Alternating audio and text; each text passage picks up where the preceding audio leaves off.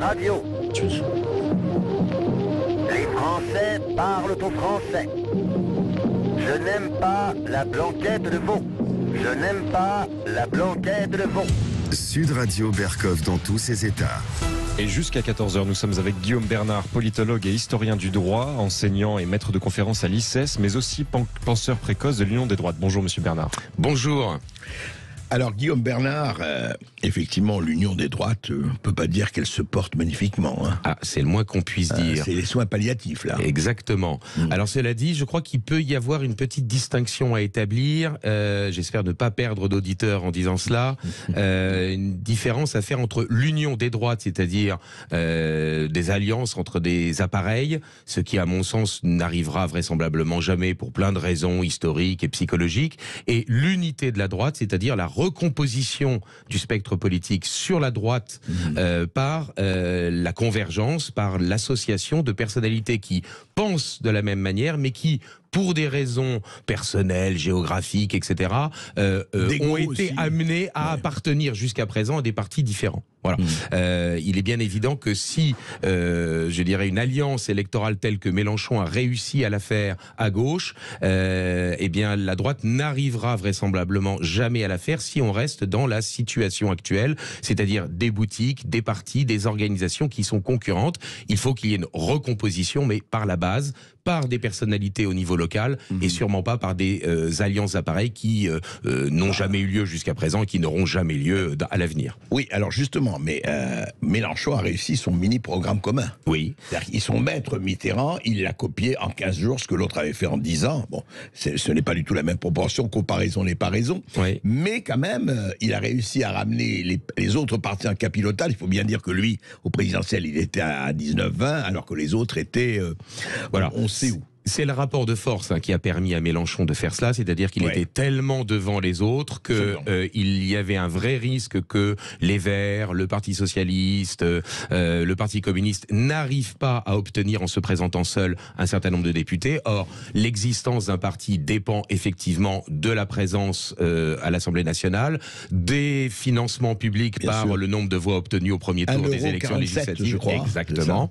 Et donc par conséquent, il a réussi à leur imposer ça. Cela dit, il faut quand même un tout petit peu relativiser la victoire quand même, ne serait-ce que symbolique de Jean-Luc Mélenchon, ça il faut pas la nier, mais il faut la relativiser. La première des choses, c'est que je crois qu'il y a des divergences très profondes entre les différentes composantes de la NUPS. C'est-à-dire que, ne serait-ce que prenez la question européenne, entre Europe Écologie Les Verts, qui est très pro-européen, et LFI, et qui est plutôt eurosceptique, il y a évidemment des divergences. Mais pensons, il y a d'autres sujets également, et au sein même de LFI, il y a des divergences entre ceux qui sont, allez, je vais dire, en prenant des précautions LGBT friendly, et de l'autre côté ceux qui ont basculé dans le communautarisme, voire l'indigénisme, l'islamo-gauchisme. Allez, je suis dans l'émission de Berkov, donc je peux dire les choses clairement. Entre donc les LGBT friendly et l'islamo-gauchisme, il est clair qu'il y a des divergences profondes et que aujourd'hui, la personnalité, la carrure, la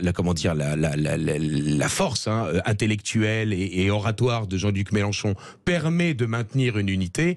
Je crois que ce cartel électoral est incapable de gouverner ensemble. Et simplement, ils ont réussi, effectivement, ce coup de maître d'arriver en tête, ou du moins à coude avec le parti macronien. Et vous disiez, Guillaume Bernard, quand même qu'il faut relativiser cette victoire, qui est une vraie victoire. Il faut rester objectif quand même, sinon ça sert à quoi? Vous disiez que quand même par rapport au présidentiel, si vous ajoutez les chiffres de Parti communiste, Parti socialiste et les Verts et Mélenchon... Ça arrive à 30%, et là on est à 26%. Donc il y a effectivement une déperdition d'autant plus grande que la participation a été de 25 points inférieure entre la présidentielle et les législatives, et que donc en nombre de voix, c'est évidemment en nombre d'électeurs inscrits qui ont effectivement voté pour cette alliance, c'est bien inférieur. Cela dit, les pourcentages comptent, les représentations symboliques comptent, les rapports de force politiques comptent. Par rapport à 2017 et aux législatives, la gauche est en progression de 4 à 5 points, mais par rapport à la présidentielle, donc d'il y a 2 mois maintenant, la gauche est plutôt en recul. Donc vous voyez, c'est très, c'est très ambivalent. Mais justement, il ne faut pas nier la très belle réussite de l'opération politique de Jean-Luc Mélenchon. Bien sûr. Qui a quand même fait ce que personne ne pensait il y a 3 mois qu'il pourrait faire. Mais je voudrais parler de la déperdition, Guillaume Bernard, justement, l'abstention. De quoi cette abstention aujourd'hui est-elle le nom pour vous ? Alors, il y a plusieurs éléments. D'abord, il y a ce qu'on appelle l'abstention structurelle. Tous les politologues, tous les sondeurs le savent. Il y a un certain nombre de personnes qui ne vont pas voter parce qu'elles ne peuvent pas voter. Elles ne sont pas inscrites sur les bonnes listes électorales, elles ont déménagé, elles n'ont pas eu le temps de donner une procuration parce qu'elles vont travailler. Voilà, ça, on considère que c'est environ 10%, non pas 10% du corps électoral, mais 10% de l'abstention qui se fait. Voilà. Donc hier, environ 5%. Après, il y a tous ceux qui considèrent que l'élection présidentielle a plié le match. C'est-à-dire que, à tort ou à raison, plutôt à tort à mon avis, mais ça n'empêche qu'ils considèrent que les choix politiques pour les 5 années qui suivent a été fait à la présidentielle et que donc ils n'ont pas besoin de se déplacer. C'est ce qui conduit généralement à ce qu'on appelle le phénomène majoritaire. Un président nouvellement élu obtient une majorité parlementaire. Pourquoi ? Parce que les électeurs des camps qui ont perdu la présidentielle se démobilisent. Et donc, effectivement, il y a une démobilisation de ces électeurs-là. Et puis, mais ça, on ne peut évidemment pas l'oublier, parce que ça n'est pas suffisant pour expliquer que la moitié des Français n'aillent pas voter aux législatives.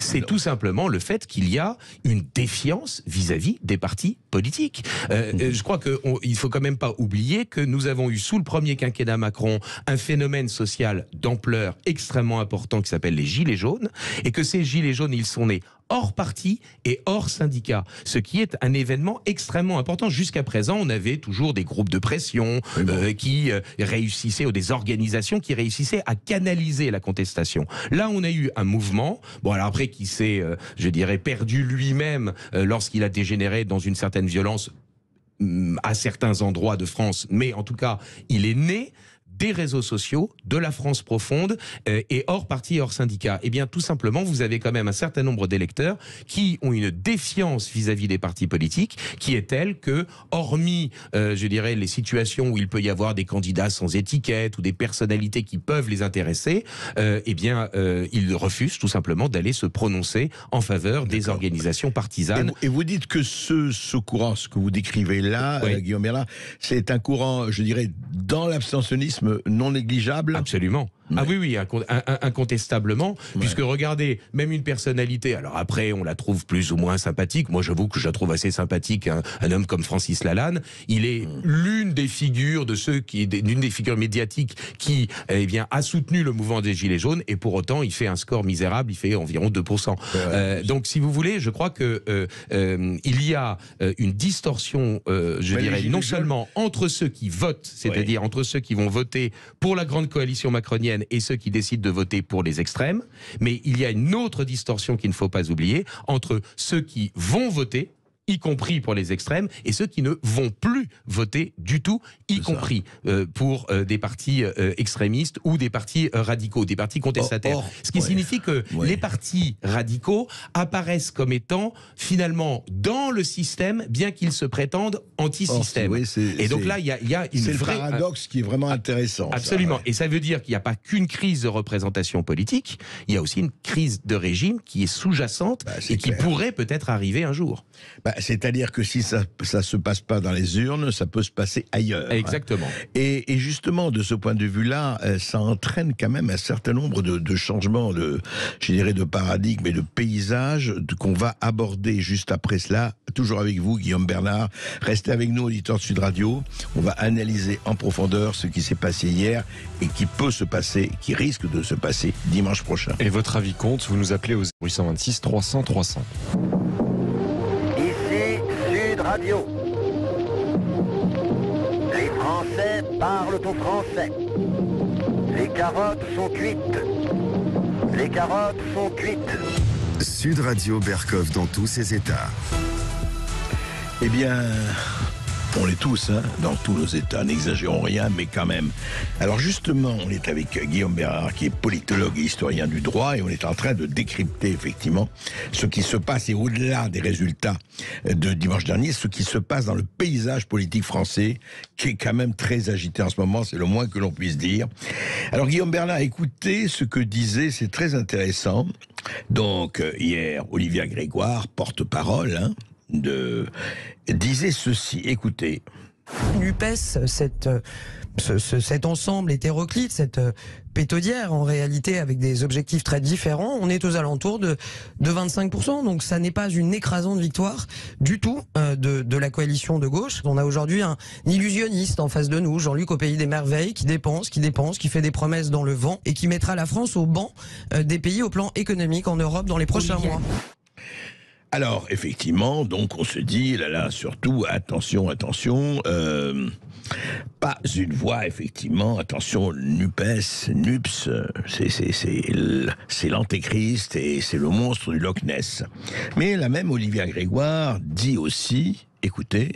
Nous avons effectivement une cinquantaine de duels, NUPES, RN, 58 pour être précis. Moi je veux bien qu'on commande 10% de l'image, mais ça n'est pas l'image. Dans ces cas précis, RN, NUPES, soyons très clairs, pas une seule voix pour le Rassemblement national. Pas une seule voix pour le Rassemblement national, c'est la position de la majorité présidentielle. Alors intéressant, c'est-à-dire que d'un côté, effectivement, la NUPES, ça va être terrifiant, ça va amener la France à la faillite, au déclin, à tout. Et s'il y a des duels RN, UPES, eh ben il y a pire que pour Olivia Grégoire et La République En Marche, il y a pire que le NUPES, le RN. Alors le RN, je ne sais pas si l'UPES est un monstre, le RN, je ne sais pas ce que c'est Satan en personne. C'est intéressant comme réaction. Guillaume Bernard. C'est vraiment, alors là pour le coup, les vieilles recettes politiciennes qui sont remises au goût du jour avec des étiquettes différentes. C'est-à-dire que c'est le Front républicain qui n'ose pas dire son nom, et on est plutôt aujourd'hui ici dans le nini de Sarkozy que dans le cordon sanitaire stricto sensu. Il n'empêche que ça révèle une chose qui est très importante. C'est que en fait, il y a un continuum idéologique entre la grande coalition macronienne et sinon la totalité de NUPES, ou moins une partie de NUPES. Et on sait bien que il y a, ça, ce que Olivia Grégoire a dit, c'est parfaitement exact, des divergences idéologiques au sein de NUPES, au sein de ce cartel électoral qui a réussi son coup, mais qui n'a pas vraiment de réserve de voix au deuxième tour, et je dirais, et la Macronie. C'est-à-dire qu'il y a des différences de degré, non pas des différences de nature. Alors que c'est vrai, l'incapacité du camp national à droite à faire son unité, eh bien, elle vient du fait qu'effectivement, entre les différentes familles politiques de la droite, il peut y avoir des divergences très profondes et de nature idéologique, qui expliquent bien que nous soyons dans cette situation-là. LREM, d'une certaine manière, ou Renaissance, comme il faut dire maintenant, eh bien, reprend dans le fond la même position que Jean-Luc Mélenchon lors du deuxième tour de la présidentielle, en disant, voilà, il n'appelle pas à voter explicitement. Pas une voix pour Madame Le Pen. Pas une voix pour Madame Le Pen. C'est le même mécanisme qui est ici retransmis. Je ne suis pas certain que cela favorise l'implication, je dirais, des électeurs dans les élections, parce que on peut pas pendant des semaines expliquer qu'il y a un grand méchant loup et ensuite vouloir quand même préférer sa victoire à celle d'un autre. Il y a plein d'attitudes politiques différentes. Il y a l'abstention, il y a le vote blanc, voilà, qui aurait pu être ni l'un ni l'autre, et qui aurait pu être invoqué, laissé gagner. C'est ce qu'a fait le NUPES pour Renaissance, c'est ce que fait le Renaissance pour le NUPES. Mais voilà, alors, exactement. Où en est-on arrivé? Alors, vous vous rappelez quand même, Guillaume Bernard, que pendant quelques mois, alors, où en est-on arrivé sur le fait, c'est intéressant, parce qu'on disait, regardez l'enthousiasme, vous parlez par exemple de Reconquête avec Zemmour. On parlait effectivement de Marine Le Pen, du Rassemblement national. On a vu la guerre picrocolline et fratricide des deux qui se sont échangés pendant tout le temps des noms d'oiseaux. Exactement. Et donc, et avec le résultat que l'on sait, en tout cas pour le Reconquête, pour le moment, évidemment, vous allez me dire, ça fait 6 mois qu'ils existent, on ne sait pas, enfin pas un seul député. Et pour Rassemblement national, en revanche, effectivement, la promesse d'un groupe, mais pas plus que ça, pas la conquise du pouvoir. Et pas 60 députés, encore que on verra bien ce qui se passera dimanche prochain, mais on commence à vraiment peser à l'Assemblée nationale lorsque l'on a 58 députés, c'est-à-dire lorsque l'on peut déposer une motion de censure à soi tout seul, sans trouver d'autres membres, d'autres groupes, et quand on a 60 députés, c'est-à-dire quand on peut saisir le Conseil constitutionnel pour faire vérifier la constitutionnalité d'une loi. Or ça, ce chiffre-là, il est vraisemblable que le Rassemblement national ne l'atteindra pas. Ils auront le groupe. Le groupe, c'est combien ? Ils auront le groupe. Et je tiens quand même à souligner le fait que à lui tout seul, ils font 19%, ce qui est tout de même un assez joli score, parce qu'en règle générale, entre la présidentielle et les législatives, il y a une déperdition d'un tiers, je dirais, de leur pourcentage obtenu, tandis que là, c'est moins d'un quart. Dans le fond, le Rassemblement national résiste assez bien et fait une assez belle performance aux législatives, contrairement à ce qui se passait dans les années antérieures. Et il faut bien le dire, là, ils ont assez clairement plié le match avec Reconquête. Ça ne veut pas dire que Reconquête ne réapparaîtra pas, notamment lors des européennes de 2024. Non, mais pour l'instant, en tout cas, il est clair que le refus d'alliance de Marine Le Pen a été efficace pour imposer son hégémonie sur la droite du spectre politique. Donc, ils auront vraisemblablement un groupe, mais les 58 ou 60 députés, c'est très important. A priori, non. Il faut combien de députés pour un groupe? Il faut 15 députés maintenant, ce qui est très peu, hein, évidemment, parce que ça a été abaissé tout au long des années 80 et 90. Le chiffre a été abaissé pour permettre au Parti communiste qui voyait son nombre d'élus réduit comme peau de chagrin, évidemment, continuer à pouvoir avoir un groupe, d'où les assistants de groupe, d'où la participation à un certain nombre de commissions. Et donc aujourd'hui, c'est 15 députés, ce qui n'est objectivement pas grand-chose sur 577. Alors, parlons des Républicains quand même, Guillaume Bernard. Intéressant parce que justement, et parlons des Républicains en parlant par exemple de Julien Aubert, qui tenait une ligne souverainiste chez les Républicains, lui comme Ciotti et d'autres. Mais Ciotti, est en bonne position, mais Julien Aubert a été éliminé dès le premier tour, alors qu'il était un député reconnu, etc. Est-ce que c'est la fin de LR ou est-ce que c'est une défaite pour les souverainistes? Parce qu'il y a vraiment là-dedans quelque chose où c'est deux choses différentes. Non, je crois que ce sont deux choses différentes. Je crois que LR n'est pas à enterrer immédiatement pour une raison simple, c'est qu'ils ont gagné, alors avec un immense taux d'abstention, mais ils ont quand même gagné les élections locales de 2020 et de 2021. Or, ces élections locales sont reportées, parce qu'elles devaient tomber en même temps que la présidentielle de 2027, elles sont reportées à 2028. Donc ça veut dire que LR, qui a quand même un assez grand nombre d'élus locaux, va continuer à pouvoir exister. Et mine de rien, le score qu'ils ont fait là de 13% hier, c'est un score qui est assez honorable parce que certes, ils ont perdu 7%, ils avaient fait 21% en 2017, mais ils ont fait le triple de ce que Valérie Pécresse a fait à la présidentielle.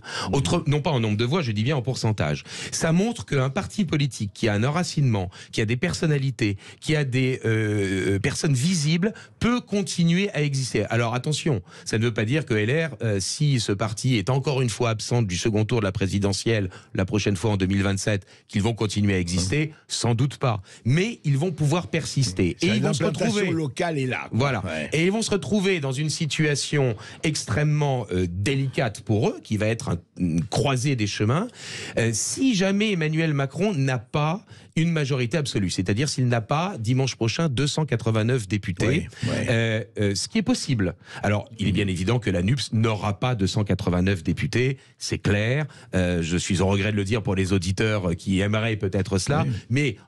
que Mélenchon ne soit pas majoritaire, ça c'est quasiment certain. En revanche, que Macron n'ait pas la majorité à lui tout seul, la majorité absolue à lui tout seul, avec sa coalition Horizon, etc. Il lui faudra les Républicains. Il aura besoin de supplétifs. Alors, il pourra peut-être les trouver chez quelques élus de gauche, un peu indépendants, voire certains élus de la NUPS, qui sont quand même plutôt sociodémocrates. Succombent à la tentation aussi. Et puis évidemment, chez LR. Et alors c'est là que la question va se poser. Est-ce que LR va imploser ou non, c'est-à-dire est-ce qu'ils vont se rallier à la grande coalition macronienne, ou est-ce qu'ils vont tenter de continuer à exister par eux-mêmes et peut-être, pourquoi pas, essayer de se droitiser et donc d'essayer de ratisser l'électorat qui est parti chez Éric Zemmour et Reconquête.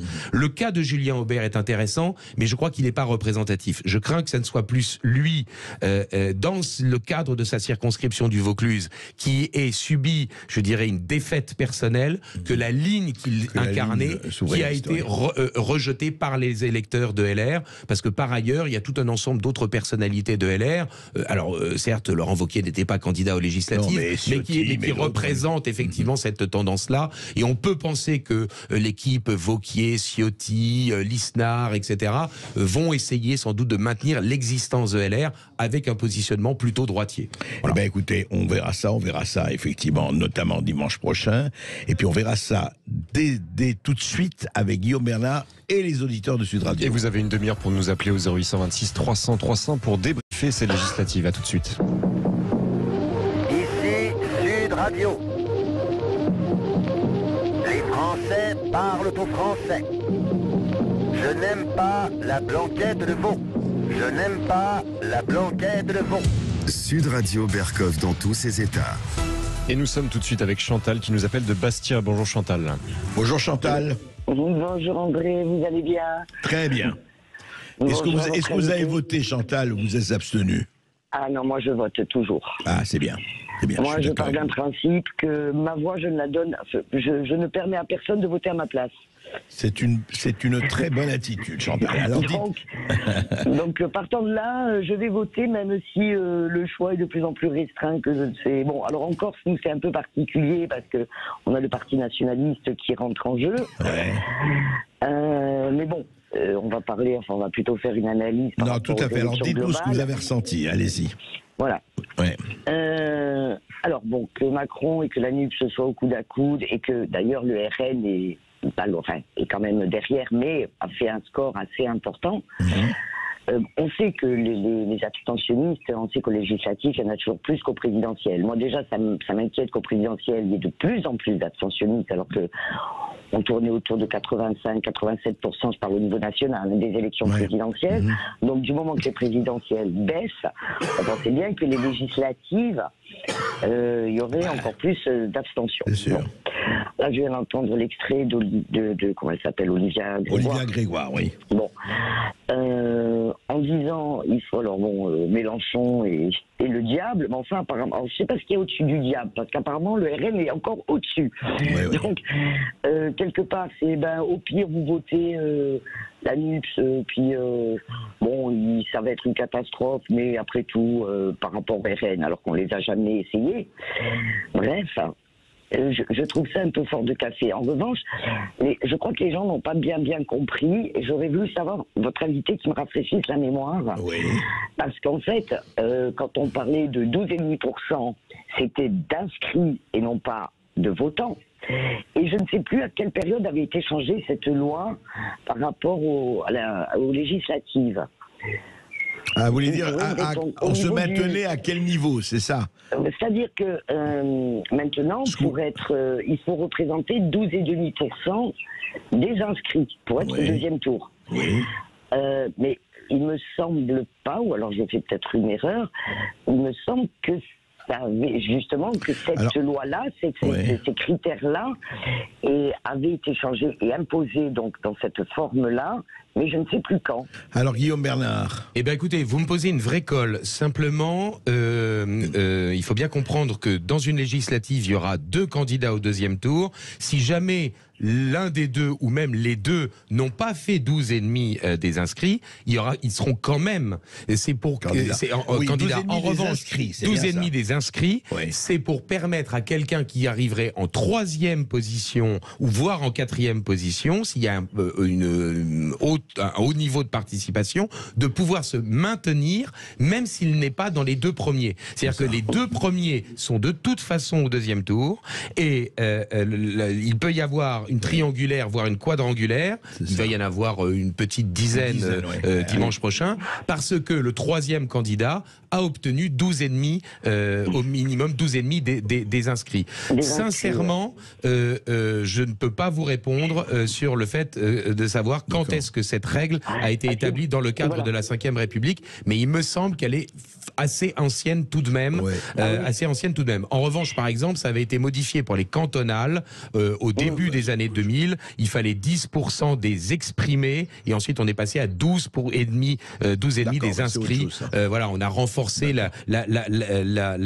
comment dire, la règle. Mais il est certain que le mode de scrutin a des conséquences sur la représentation politique. Moi, je ne suis pas certain que le fait d'utiliser, parce que beaucoup de gens parlent de la proportionnelle, moi je ne suis pas fanatique de ce mode de scrutin parce que en fait il donne tout pouvoir aux partis politiques pour désigner les candidats et pour dire qui sera élu. C'est ce qu'ils font en ce moment, Guillaume Bernard. Oui, mais il y a le risque effectivement que dans des circonscriptions, ceux qu'ils désignent comme candidats n'est pas élu. Attendez, alors, pardon, mais c'est une discussion intéressante. Oui. Quand même, vous savez très très bien, il y a quand même un problème. Moi, mais je vais vous proposer autre chose. Alors vous allez me dire, non, parce que quand je vois que les partis font 11 millions et sont représentés par 10 députés mais alors ça, vous avez parfaitement raison.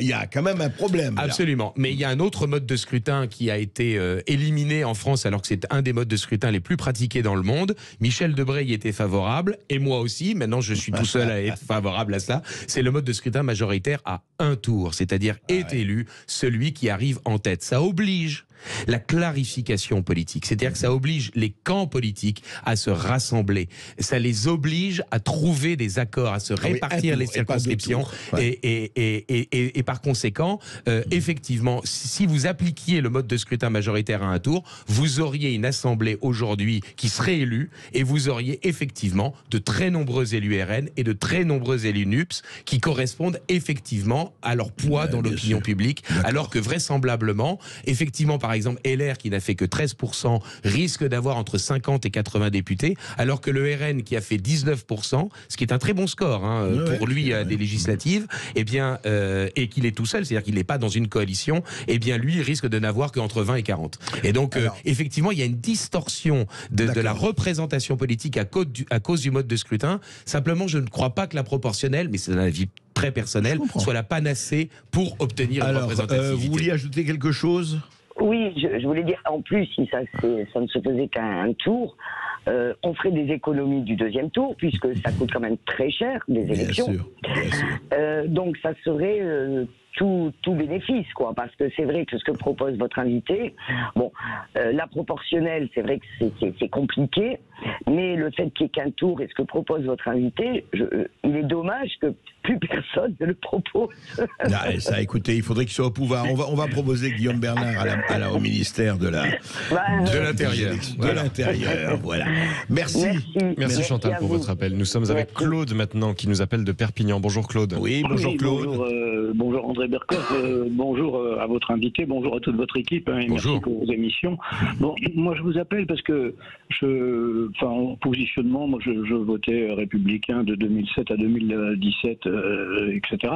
Oui. Donc je me situe un peu, je suis plutôt du côté droit. Non, j'entendais ce matin, mais je fais partie des gens qui pensent que maintenant il faut quand même donner un petit peu une espèce de leçon à Macron qui use et abuse en fait, parce que il a choisi son opposition au premier tour pour être sûr de passer à la présidentielle, et puis là maintenant, quand il y a des duels NUPES-RN, il veut choisir son opposition pour etc. Donc ça c'est ça qui me convient pas du tout en fait. Moi je trouve simplement que effectivement c'est le cas des duels NUPES-RN qui me préoccupe, parce que en fait qu'est-ce qu'elle a dit Madame Borne?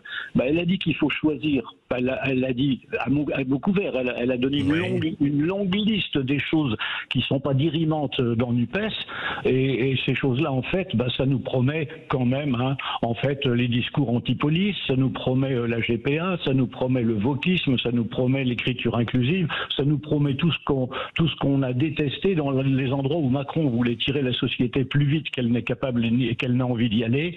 Et je trouve que c'est certainement pas la solution. assez. En tout cas, ce que je souhaite, c'est qu'on ne donne pas en plus à Macron le Parlement qu'il souhaite. Voilà, c'est tout. Alors, est-ce qu'on va donner, Guillaume Bernard, à Macron le Parlement qu'il souhaite? On n'en sait rien pour le moment, mais... Mais ce que dit notre auditeur est absolument passionnant, parce qu'il met le doigt sur une chose, je crois qu'on a évoqué en quelques mots tout à l'heure, mais qui mérite qu'on y insiste, c'est qu'il y a un continuum idéologique sur tout un ensemble de questions entre la NUP et LREM et Renaissance. C'est-à-dire bien tout simplement ce que l'on pourrait appeler le libéralisme culturel.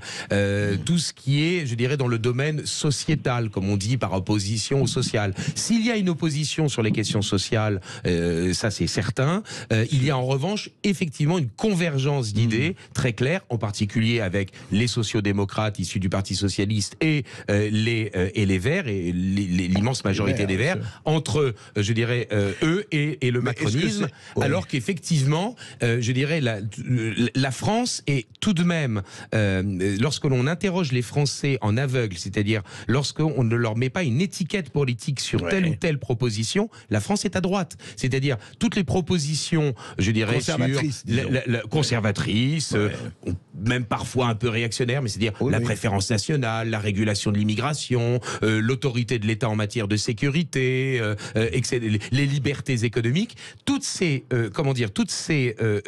items de droite sont majoritaires lorsqu'on interroge les Français sans que ces items soient marqués d'un parti politique. Et pourtant, eh bien effectivement, on risque d'avoir un Macron qui va arriver avec un deuxième mandat à faire passer des mesures libérales économiques avec des élus LR en supplétif et les mesures libérales sociétales avec des élus de la NUPS ou de gauche sans étiquette comme supplétifs sur ces mesures-là. C'est la grande coalition, droite-gauche modérée. C'est très intéressant. Simplement, ça aboutit à quoi? Oui, mais c'est là où les notions de droite ou de gauche n'ont plus de sens. Alors, elles n'ont plus de sens au regard du clivage que la droite et la gauche représentaient jusque dans les années 70. Voilà. Ça, c'est parfaitement exact. Simplement, c'est un outil de classification. Oui, et effectivement, le critère du clivage n'est plus aujourd'hui ce qu'était le critère du clivage dans les années 70 avec le programme commun de la gauche, avec Mitterrand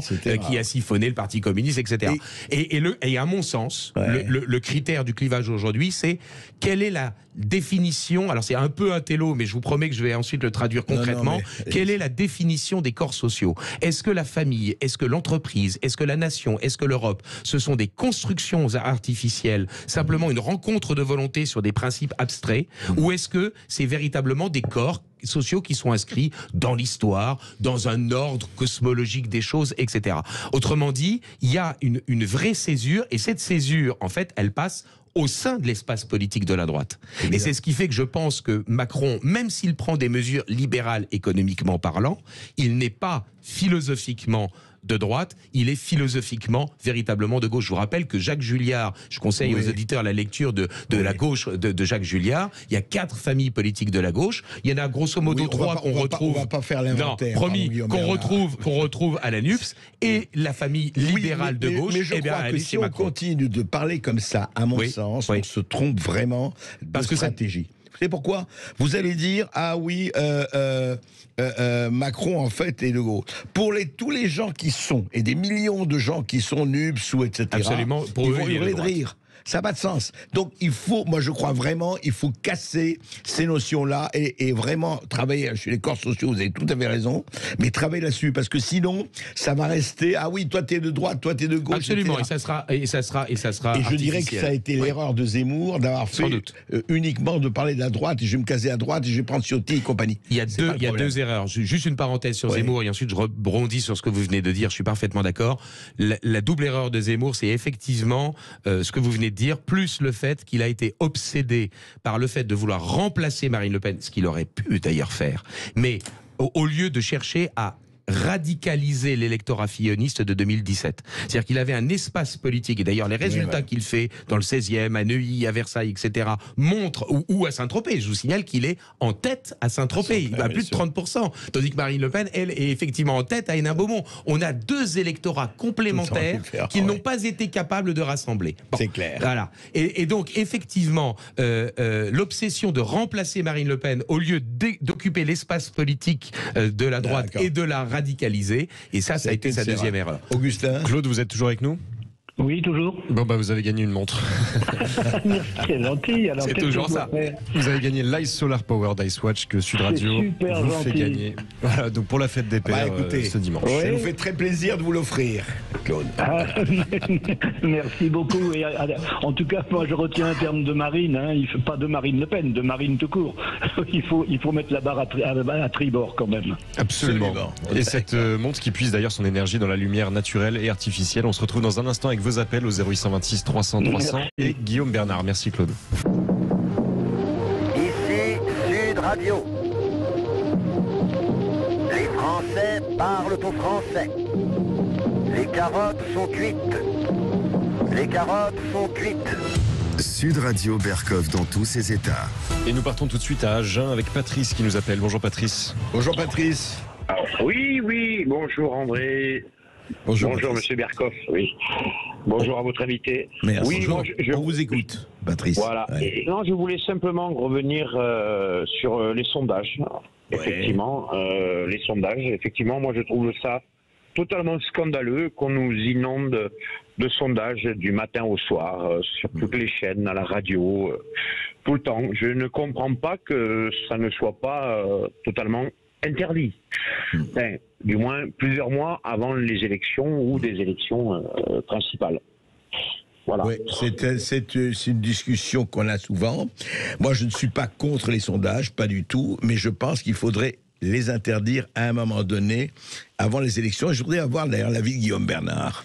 Qu'est-ce que vous en pensez? Alors, les politologues, ils sont très pro-sondage en général. Oui, malheureusement. Alors, malheureusement pour vous, je suis pas sûr de converger totalement avec vous. Oui. Pourquoi? Parce qu'un sondage, ça n'est qu'un instrument. Le problème, c'est effectivement lorsque l'on absolutise ce qui n'est qu'un thermomètre qui permet à un moment donné de mesurer des rapports de force.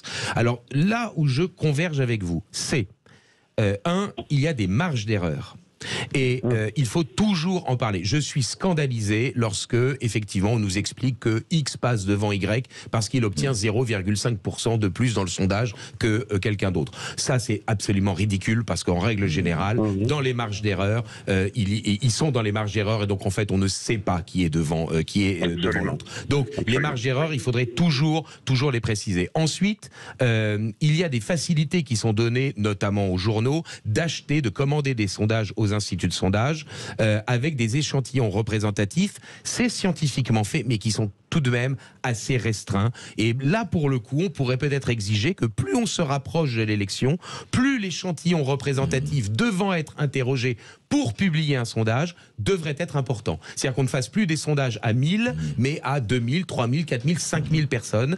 Alors là, évidemment, ça coûterait beaucoup plus cher à ceux qui les commanderaient, mais ça n'empêche que là, les résultats seraient beaucoup plus fins. Et puis, enfin, dernier élément, je m'inscris totalement en faux sur le fait que les instituts de sondage chercheraient à manipuler l'opinion. En revanche, lorsque l'on pose des questions aux personnes sondées, non pas pour qui allez-vous voter, mais quel est votre sujet de prédilection, quelle est, je dirais, votre préférence, comment formuleriez-vous telle ou telle question, la manière dont on leur pose la question, là, on peut effectivement induire une réponse. Je vous donne un exemple très simple à comprendre parce que le sujet va venir dans les mois qui viennent, c'est quasiment certain. Si on pose aux Français la question, est-ce que vous êtes favorable qu'une personne qui souffre longuement, qui a une maladie très grave, incurable et qui l'a fait énormément souffrir, est-ce que vous êtes favorable à ce qu'elle puisse mourir dans la dignité? Les Français vont répondre oui. Et on va en conclure, ils sont pour l'euthanasie. Alors qu'en revanche, si vous leur posez la question, si, on offre de manière alternative les soins palliatifs, vous n'avez plus que la moitié des Français qui sont favorables à l'euthanasie.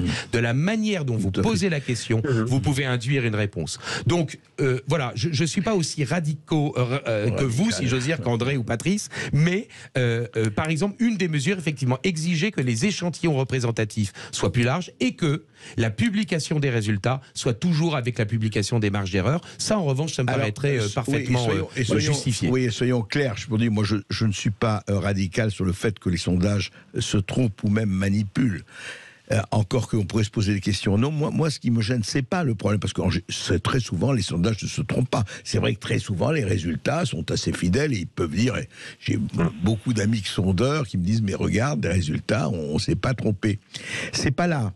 Moi, le problème qui me gêne, et c'est vrai, je l'ai dit en début d'émission, c'est quand du matin au soir, on vous donne une batterie de sondages qu'on écoute à la télévision, à la radio, comme je dis, bon, qu'est-ce qui se passe ? Et c'est là où moi ce phénomène, c'est-à-dire que moi... Il y a un phénomène d'imitation, vous pensez, André ? Un phénomène, je dirais, de persuasion clandestine qui consiste non pas à dire je vais voter pour ça, mais moi ce qui me va, c'est le vote utile. Par exemple, je dis tel est là, donc moi celui-là ça me plaît pas du tout, qui je dois choisir, non pas qu'il me plaît, pour m'opposer à tel qui est en tête. Vous voyez ce que je veux dire ? C'est ça qui me gêne. Mais cela dit, là ça montre...